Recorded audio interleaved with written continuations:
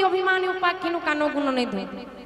মায়েরা, এই যে দুটো লাইন মহাজন ব্যক্ত করছেন, এটা হলো লীলার সার অংশ। এই দুটো লাইন বুঝতে পারলে তবে লীলাটা গিয়ে আমরা মেলাতে পারবো, না হলে মেলাতে পারবো না। ভাব বর্ণনা করছেন, কি ভাব? বলছে কাঁদিয়া কহে পুনঃ। কাঁদিয়া মানে কাঁদছে, কহে মানে বলছে, পুনঃ মানে বারবার একই কথার পুনরাবৃত্তি ঘটছে। কি বলছে? ধিক মোর বুদ্ধি, নিজের বুদ্ধিকে ধিক্কার দিচ্ছে। ছি, এ আমি কি করলাম? কি করেছে? অভিমানী উপাখ্যানু কানু গুণনিধি। কাঁদছে আর বলছে ছি ছি ছি, আমি কি করলাম? সামান্য মান করে আমার প্রাণবধূ কৃষ্ণকে আমি উপেক্ষা করলাম।